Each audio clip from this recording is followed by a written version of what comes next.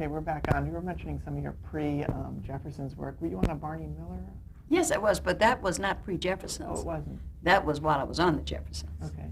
Yeah, I Oh. did that. I did Doc, and there was one other that I did. Can't think of right now. Is there anything memorable about those roles? Say it again. Is there anything memorable about those roles? Barney Miller was funny because they kept rewriting the script. When it started, I was in the first act, and I was in the second act. Then, and this is why we're doing it, then they come down to the stage and they change the lines again. Then it was the first act. You want to say, stop writing. So it was just funny how they were just constantly, it was new, constantly rewriting and rewriting the show. What part did you play? Do you remember? I was a taxi driver.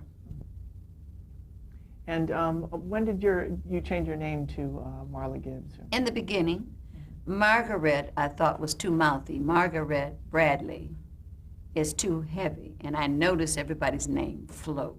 And I'm all about the energy and how things, I like things to flow. So now I'm Gibbs, and Margaret Gibbs just kind of drops off. So everybody has, if they have 3 syllables in the first, they have 2 syllables in the back of their name. So I said Marla Gibbs, and that kind of flowed. Now, I probably would have made it anyway if I'd kept Margaret, but that's not what I thought at the time. Sometimes changing your name changes your energy and changes your feeling about a thing. But I didn't have that feeling then. I felt I needed to change it, and it worked. Is it from anything? I mean, did you? No, just Marla. I mean, like, pull out of the phone book, or? No, I was just trying to think of something that was close, Mm-hmm. and Marla came up. And now we're talking about how your agent got you into the Jeffersons. Well, Ernestine McClendon wrote a letter to the Hollywood Reporter saying that she could not get her people seen. I had been in that office at least 3 times before, and I always felt like I wasn't even there. They just kind of skipped over me. And I now, knowing what I know now, things go the way they're supposed to go. Those parts were not for me. And so, but you know, she never asked me anything. But her and my agent were friends. So my agent wrote this letter, an open letter to the Hollywood Reporter, and they printed it. And everybody was trying to see her people all of a sudden. So this time I went in for the Jeffersons. And when I read the part, it reminded me of my grandmother and my aunt, and that's how I delivered it. And she was taken with it. So she took me over to the producers right away. And I did the same thing for them.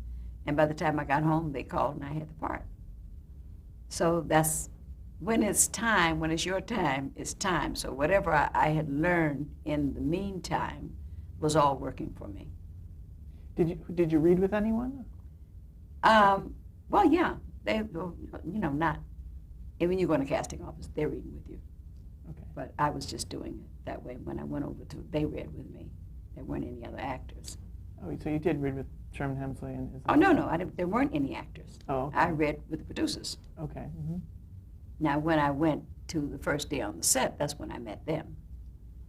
And the funny thing was, we did the lines, and they had Norman there for the first time. And we get to the punchline at the end of mine, you know, how come we overcame and nobody told me? And I had decided that it would be funnier if I said another way, so I said it another way. I don't remember what I said, and they were in, what happened? I said, what?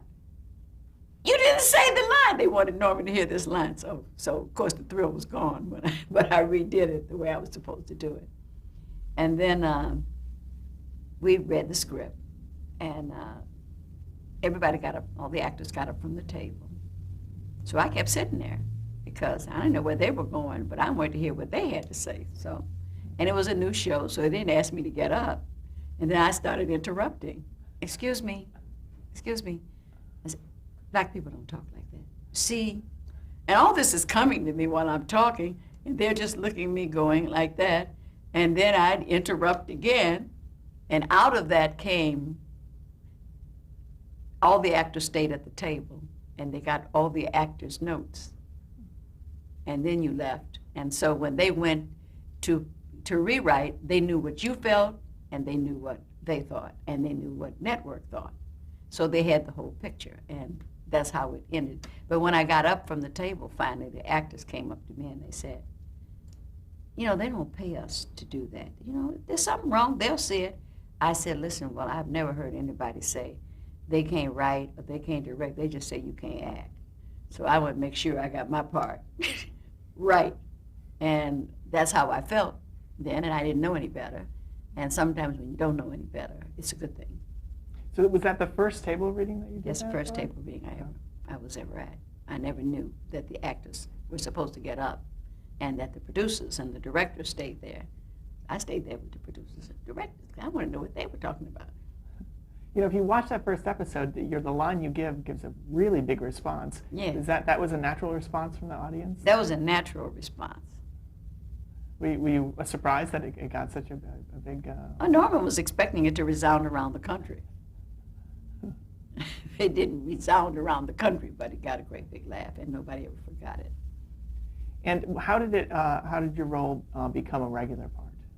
Well, I did that show. They got such a big response, and that they decided to write something else for me on the 5th show. And they brought me back on the 5th show. And I did a scene with Franklin where I'm serving, and then I start talking about the roaches in my building and how they go splat, and he's trying to eat in the dirt. So, and then the second, but I'm sincerely telling him, ooh. And they wrote something else on the 8th show. I came back, and then they offered me a contract the next year. But it was only 7 out of 13 because they had Zara Cully. And generally, she was doing the same kind of stuff I was doing. But she was doing it with Isabel, and I was doing it with Sherman. And so I kept my job at United Airlines. So I kept my job for 2 years, and they came to me one day and said, do you still have that job? I said, yeah. Well, we thought you had quit. I said, you haven't told me anything to make me quit. You have something to tell me? So they said, well, we just thought you were tired. I said, no, I'm not tired. You know, we're off 5 months. I can be working. And I got 2 weeks off from United, but I'd been there 11 years, so I had all weekends. So I needed Monday and Tuesday, so it was easy for me to take the weekends and trade for Monday and Tuesday, unless there was a Monday, Tuesday. By then I was working part-time evenings. So I'd get off from the Jeffersons. At the time, the Jeffersons was at KTTV, which was right at Sunset, right by the freeway. So I'd hit the freeway, and at the time, United Airlines was right downtown on 6th and Bixel. So I'd come right up at 6th Street, zoom around the corner, go in the parking lot, and I'd be sitting at my desk. Good evening, United Airlines, may I help you? And so sometimes people would say, your voice sounds familiar. I said, really? So finally they asked me, would I please take a leave of absence? I said, well, if you pay me. So they said, okay. So they paid me, I took a leave of absence. And then I decided that if you only stretch one leg, you can't go very far. You got to take both legs with you. So I decided to give it a shot. And of course, I wasn't sorry. So you were working 7 days a week during that period? I was working 5 days for United. I had 2 days off, but not the same 2 days. So I was working 7 days, yes. Wow. So who is it you talked to specifically, or who came to you to get you to? Bernie West. Okay. Mm-hmm. And can you talk a little bit about those 3 producers from the Jeffersons? Don Nichols was from England, and Bernie, they were all partners, and Bernie West and Mickey Ross. And Don Nichols, I always felt, headed up the team. And he always listened to me. And I just loved him. He was just really such a class act. Now, he had a thing about Green not being on the set, because I guess in England there was a time with the racing. There was a big accident, a lot of things, something happened tragically with Green. So that was something that we couldn't do on the set based on that. But I didn't know what the whole story was. But Don would sit and write something. They would take a joke out that I thought was particularly funny, and they'd leave one in that I thought was weak. And because I was not in all the scenes, I could sit there and figure out how to make it work. So I'd go to him and I said, you took this joke out. This joke was much funny. He said, I know, but we couldn't figure out how to do this. So I'd figure if you take this and give this person this line, and I'd give it to him. He said, let me see that. Oh, that's good. Then he'd change it. And he'd come to me sometime and then ask me what I thought would be a funny line for something. And so we had a nice camaraderie. Wow. Are there any lines that come to mind that, that you came up with? Or not really. So, because he left. They left after a while and went to open their new show, which was Three's Company. So they left to do that, and we had other exec producers. And the other two gentlemen, Bernie West and Mickey. Bernie was funny. Bernie would come up with an idea a minute, and he would never get upset if they didn't use it. He said, what about so that? No, Bernie. But what about so? I got it. So no, Bernie. He never gave up. And Mickey Ross, anything you want to say about Mickey that? was good too. Mickey would come and he'd sit. And Mickey was funny because he would laugh at every joke, everything, especially that he wrote. He'd be looking at, he'd be going through the whole thing, and I would get tickled just looking at him. It was a good audience. Yeah. And you mentioned Norman Lear was there for the first show, and I know he's credited for developing the show, but how long did he stay around, and what was his contribution? Well, our show ran so well because we were such a great cast, and we had such camaraderie with each other, and we loved each other, that Norman felt we didn't have a problem. I remember they were doing a show, and they were having trouble with the show. And I felt like there was a fix, and I knew Norman, if he walked in, he could solve it. So we were in the hall, and Norman passed by, and I said, you never come to our show. And he said, well, you guys don't need me. I said, well, he said, you want me to come to the show? I said, yes, I miss you. Come to, he said, turned around to his assistant and said, oh, okay, count those on, so I'm going to go to the Jeffersons. And he came in there, and he solved the problem like that. And they said, Norman's coming. Who invited him? Marla invited him. So they were mad at me. But he solved that problem just like that. If they weren't talking, they were, it were almost sounded like they were reading. The scene wasn't real, and I knew Norman would make it real. And the kiss had to be real between Franklin and Roxy. It was an interracial couple, but they were really married, and he wanted this marriage to be an authentic marriage. And there were certain things that you would do and would not do in real life, and I knew he would. So I invited him. What did he do in particular to solve the problem? He just looked at the scene and told them what all the problems were, what wasn't real, what needed to happen, and they rewrote it, and he made some suggestions, and the show came out great. And that was the first show where they kissed, is that it? That was the first show where they kissed. He said, I want them, the problem wasn't the kissing, but he said, I want them to kiss, and I want it to be a real kiss. Let's talk a little bit about the ensemble. First of all, what was the atmosphere like on the set with the group of you? We played a lot. It was like going to work to play. And you couldn't wait to get there, and we teased a lot. And Isabel and Sherman liked to eat. And Sherman liked to stash stuff. I'm in the kitchen, and you swing the door open, he stashed stuff on the counter, and in between, and so I like to go and move it. And so he'd reach, and he couldn't go in there. And then I'd take sometimes and put it in the drawer, so when he'd go in there, it wasn't there. And Isabel, if I catch her looking away, I'd take her cookies or whatever she had put there, and I'd move that. And she said, now, I had a cookie right here.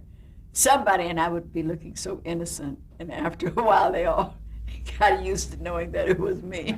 They caught on.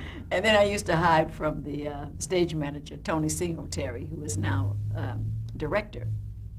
But Tony used to look he wanted to make sure we're all on the set. Then he'd tell them we're ready to go. He said, wait a minute, where's Marla? Well, he'd see me come down, but then I'd disappear. Well, I was stooped down hiding in the kitchen. he'd run back to the dressing room. When he'd come back, I'd be standing there. And he'd look. So he got used to me. Marla! So we played a lot, and sometimes Isabel would fall asleep, and Jack Shea was our director. And Jack Shea would be telling stories and stuff. And Isabel would fall asleep while we were going over some lines, and so he'd say, shh, and we'd all tip out of the room and leave her in the rehearsal hall alone, and then we'd go and ring the telephone so that she'd wake up and try to figure out where everybody was. So we just did all kinds of stuff. It was a laugh a minute. And then we were allowed to change lines. Sometimes Sherman would come up with something funny, or I would come up with something, and it would be funnier than what was there. And they'd say, well, let's try it. One in particular was we had a big piano, and we had a lot of guests. And Sherman thought Mr. Whittendale would come down, and he wanted to look like it was a culture evening. So he'd invited all these people, and the piano was a huge piano, took up the whole room. So I come out of the kitchen with the tray, and the doorbell rings, and he thinks it's Whittendale, and I'm saying, I'll get it, and he's saying, I'll get it, I'll get it, I'll get it. And so the director said, you know what would be funny if somebody could go into the piano. I said, I can go into the piano. He said, well, how you do it? I said, watch. So I took the tray, and I said, excuse me, excuse me, excuse me. And frustrated, I go down on the piano, and I push the tray, and I crumb out the other side. And I'm trying to get to the door, and Isabel said, now, when you give me the tray, Isabel loved slapstick. She said, really push it into me. So I'm looking, I got the tray, and I want to get the door, so I push the tray into her, and she backs up. And then I go to run, and Sherman said, you know, I was laying in bed, and I was thinking, how you say, I get it, I get it. He said that, you know, we meet up, and then I choke you. So I said, well, let's do it. So the director said, well, it's funny, but they won't stop laughing. I said, well, let him throw me in the bathroom. And so that's in the montage. He choked me, and they throw me in the bathroom. The audience is so smart. The moment that door closed, their attention goes to who's at the door. And so it worked, and we kept that. And then we had a scene where I had the ladies, and these are my choir members, and we're rehearsing. And I said, Miss Jefferson, me and the girls will be in the kitchen rehearsing. And Sherman looks at us and says, girls! And of course, that's not in the script. We crack up, so we keep it. Because we didn't crack up during the show when he did it, but it was so funny that he's looking, we have the nerve to be calling ourselves girls. Now, the piano scene that you described, which is pretty well known, and people have seen it, it's funny. Did that take a lot of choreographing, a lot of rehearsal? No, sort of has to run across because the room. generally, you know, we were all very good at knowing how something should work and where we should be. And Jack would say where he'd want us to be according to how he wanted that scene to work, and things just flowed. And then you got to get around the extras the way you get around them, because that's the fun, having the problem getting around them. What was a typical work week on the Jefferson? It was very easy. Because we were so good, and because we'd have the lines down in no time, we come in on Wednesday as first day. We go over the script. They take notes. They go away, fix whatever they thought didn't sound good, come back. Now sometimes after we go over it, we go home because they're going to take 2 or 3 hours, and so we eat and we go home. Thursday we come back. We got the fixed script, and we go through it. And they may come down and look at it and see how it's working. And we try to make it work, find the spots. And so that might be a full day. If we got it down pat, we block it. We work it on the first half of the day, and the second half, we block it, okay, walking through. And generally, we try to get off script. I try to get off script right away so I can feel my moves. Then Friday, we come in, and at 3 o'clock, they come down, and we have a run-through for them so they can see how it's going to move and all of that. And then over the weekend, they can fix it, and we come in Monday, and we have dress rehearsal. So we run through it twice, put on our clothes, and then run through it again, and then go to lunch, and then come back. They come, the network comes, and then we run the show. It almost seems like a little unusual to have the weekend in between. I loved it. Yeah. Mm-hmm. I liked it because that gives them plenty of time. It gives us plenty of time. And you come back fresh on Monday instead of doing right through Monday through Thursday, and they're trying to fix it, and they're fresher. It just worked better for us. And I like taping on Tuesdays. What was your technique to memorizing our lines? I don't know, I'm just a fast study. I just Read it go off over the it. I page? remember everybody's lines. I go through everybody's lines. You just read it through a few times? Mm-hmm. And then try to figure out how I want to deliver the line, what the rhythm. I'm into rhythms, and every race, I think, has its own rhythm. Jewish people punch things a lot. Italian people talk with their hands. Black people throw things away. Everybody has their own rhythm, and everybody knows what the other one's rhythm is, whether they know it or not, because you can sit on a bus and a person behind you is Hispanic or talking Spanish, and the rhythm is wrong. You will look around and see who's talking because it doesn't sound right, because you're used to hearing it. If somebody's speaking Chinese and they're not Chinese, it's off. You just kind of look around to see what they look like. You're just aware of it. And that's what I was telling them at the table. It came to me that they were having us do the lines the way they talk, which didn't work for us. That's not the way we talk, and it's not the way the audience is not going to think it's a natural thing. They thought it was a natural thing when they hear the rhythm. And everybody thought it. I don't care what color they were, they knew the rhythm. Were there African-American writers on the show? We got Moyer. I want to say William. It's not William Moyer. He wrote, what's the big show? I don't know why I can't think of this child's first name. We'll think of it. Yeah. And were there also African-Americans on the crew as well? I mean, the cast was predominantly Our African-American. director was white. We had a black cameraman, a black cable puller, a black, we call it boom operator, as black stage manager. So it's pretty diverse.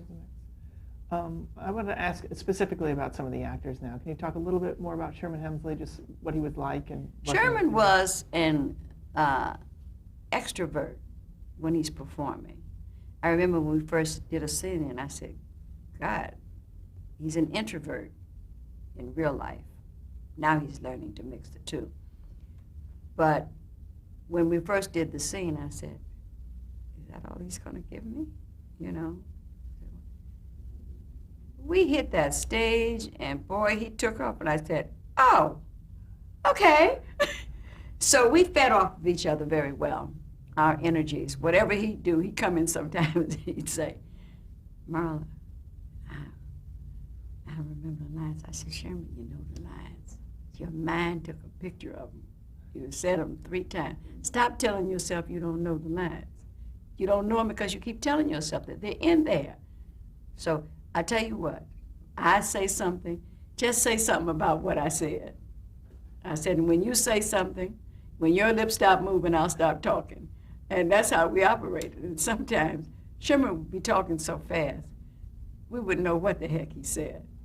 And it was hysterical. And we'd have to stop and crack up laughing, you know. But when I watch the show, Sherman's timing is perfect. I think I'm talking fast, and I'm slow. And I realize that tape retards the timing a little. It slows it down for some reason. I don't know why. But Sherman is the one who's perfect. I said, how did he do that? You know, we would all be laughing. But Sherman, he's very, very gifted and very generous actor. You can't hit a person if they don't set you up. And he set me up so that I could crack on him all the time. So I have to say, Sherman is the reason my character worked so well. And he didn't mind that, there were all the short jokes and all the, about... No. The only joke that he minded saying honky. He didn't like that. So after a while, he said, he and I are friends now. Why am I still calling him honky? I don't want to say that anymore. So they took it out. And he was right. Can you talk a little bit about Isabel Sanford? Isabel was the queen. Your liege. They call her your liege, and I call her your legi. Florence would mess up anything that she was saying. And Isabel was really the star of the show. Isabel would have been a Florence, but that wasn't her role on the show, because Isabel was a comedian, and she loved doing comedy. But she was now the star of the show, and her role was to bring all of us together, which she did very well. But she was a very funny lady, and she liked to eat pork. Her children, like one of her sons, was a Muslim, did not like for her to eat pork. And so she told a story where she came home one day and he had thrown out the bacon and the ham. And she said, if you see a pig standing in my living room, walk around him. And so we'd all laugh about that. But she was a lot of fun. Zara Cooley? Zara? Yeah. Zara was originally an actress from the time she was 18. And she brought her book in. She had done so much stuff. She was billed as Dame Zara Cully. And she was a delight. And we all missed her. But she was very funny, and her timing was just great, just the way she would deliver a line. She would say some, she would always be on Sherman's side. And so she said, you don't need a maid with this itty-bitty house. She said, well, your son is the one that wants me to have. She says, well, on the other hand. And she just had a great way of doing that. I guess he needs someone to help keep the house clean for a change. And she had a way of just breaking these sentences up that was just perfect. She was a lot of fun. And how was she enjoying her star status at this late? Oh, she was enjoying it. She did so well that we were concerned because one time they had to do something, get down on the floor and get up and all that. We were a little concerned about that, but she did it. She did it. And then one time, I think, she kind of felt, this is another thing about Isabel. Roxy came in the door, and there was a little water on the floor. And because this, I think, was the show where Veronica Redd played a guy who had been Sherman's best friend and had a sex change. And she, of course, pours the water on his head. He pours the water on the gotcha. That was their old thing. And Roxy comes in the door and slips and falls. Isabel, I don't care if you fall, Isabel's going to laugh at you. So she was trying to say, are you? She said, oh, Roxy, oh, shut up. You're laughing. And Isabel just laughed as she cried. She can't help it. And we had another show at Christmas time when we had some little kids, and Santa was there. And we had somebody playing Santa, and Isabel accidentally hit one of the kids, and it was crying, and she was trying to say, are you hurt? She was tickled again. We said, Isabel, it's a shame. Zara fell. Isabel trying to keep her face straight. She couldn't help it. She'd get tickled, and she would laugh. Don't hurt yourself, because Isabel's going to laugh at you. All right, we're at the end of our tape there.